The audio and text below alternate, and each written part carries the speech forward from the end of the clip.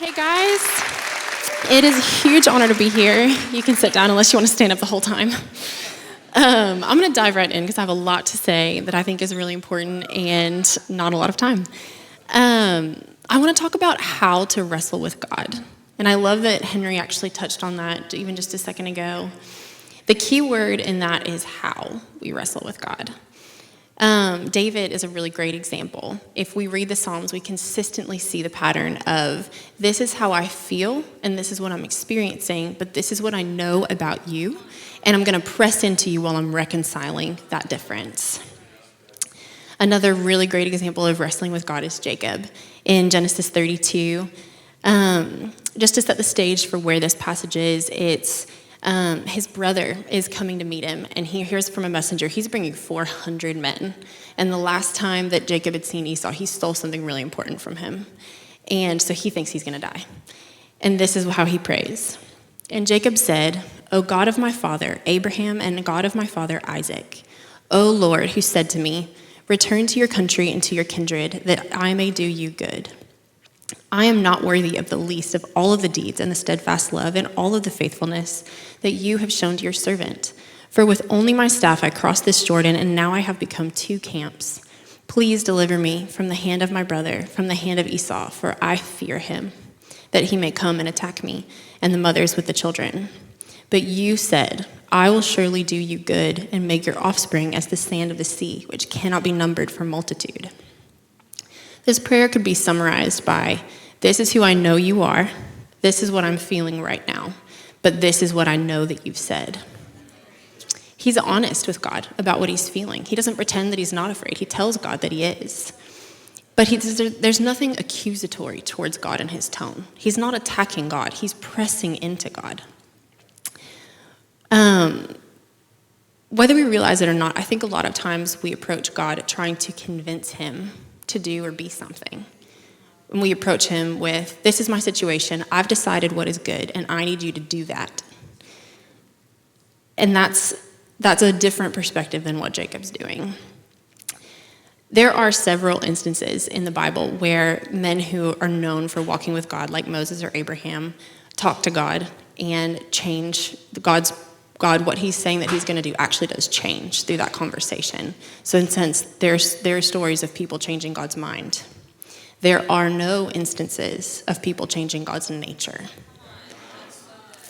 Sometimes we approach him like that's what we have to do. We have to convince him to be good, convince him to care about our situation. But the trick there is that he already does. He already is good. He already does care about you. So what Jacob does here is he approaches God with revelation about his nature, but he's actually seeking greater revelation and greater personal encounter with God. So back to what he does after that, Jacob ends up sending Esau some gifts. He divides his family into two different camps, thinking if Esau finds one of them, the others might survive. And then in Genesis 32, 24 through 30, it says, and Jacob was left alone, and a man wrestled with him until the breaking of the day. And when the man saw that he did not prevail against Jacob, he touched his hip socket, and Jacob's hip was put out of joint as he wrestled with him. And then he said, let me go, for the day is broken. But Jacob said, I will not let you go unless you bless me. And he said to him, what is your name? And he said, Jacob. And then he said, your name shall no longer be called Jacob, but Israel, for you have striven with God and with men and have prevailed. You know, the word Israel, God's chosen people, actually means one who contends with God. And then Jacob asked him, please tell me your name. But he said, why is it that you ask my name? And there he blessed him. So Jacob called the name of that place Peniel, saying, for I have seen God face to face, and yet my life has been delivered. He had full reverence for God. I also want to talk about this word prevailed. If I tell you that I have been in a fight and I prevailed, you are going to hear that I've won or that I've overcome my opponent. But that's not actually what this word means here. The word Hebrew that's translated to prevailed is yakol, which is more often translated to mean to be able or to have power, in some cases to endure. It doesn't mean that he overcame God. It means that he stayed in it. that he was able to not back out or not withdraw from the wrestle. He kept pressing into God and said, I will not let you go until what I'm seeing matches what you've said and what you've promised. So fast forward to Genesis 35, 9 through 12. He goes back to this place. And God appeared to Jacob again, and when he came from Padan Aram, and blessed him. And God said to him, your name is Jacob. No longer shall you be called Jacob, but Israel shall be your name. So he called his name Israel. And God said to him, I am God Almighty. Be fruitful and multiply. A nation and a company of nations shall come from you, and kings shall come from your own body. The land that I gave to Abraham and Isaac, I give to you, and I will give the land to your offspring after you. This is where the relationship between Jacob and God becomes personal. He's no longer referring to him as who he's revealed himself to as a grandfather and his father. It's now the God who's revealed himself to him. He's no longer referring to promises that were given to his grandfather. He's referring to a promise that's been given to him. And that's a really important thing that we will draw from engaging with God. His nature was also changed. Prior to this encounter, basically every story we hear about Jacob, he uses deceit to get what he needs. He's afraid or he needs or he wants something, and he relies on his own gifting. He is crafty and he's smart, and he relies on it to get what he needs to take care of himself. After this, he relies on God, and he brings it back to, I know who God is for me, and I'm going to be that, and I'm going to trust him to be that. To summarize, we are meant to wrestle with God, but we don't seek to overcome him.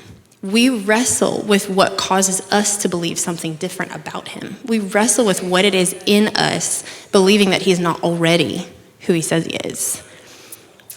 We don't wrestle to change his nature, but we wrestle to encounter greater revelation of who he already is and a more personal encounter with it. And it's our nature that changes. And our goal is not to obtain something that currently isn't available, but it's to access what's been available all along. And can I just say too, in my own life, pretty much any time that I've seen breakthrough, it has started with me not pretending that I'm good with where we're at. It's me actually saying, I've sensed this, but I know it's supposed to look like this. And so instead of putting up my coping mechanisms of pretending like it's fine and I'll just keep going through the motions and doing the right things, it's me actually pressing into God and saying, will you help me understand what's in this gap between what I'm experiencing or feeling and who you are? And it causes me to dig into the scriptures, and I choose to engage with him. And there's often a journey. This whole encounter, it's 3 different prayers. It's a prayer, then a wrestle, and then God brings him back to that place. So even in this encounter, it actually wasn't instant, but it was a journey of Jacob letting God reveal to him who he is and letting it become his reality. So that's what I have to say. So good, so good. Come on.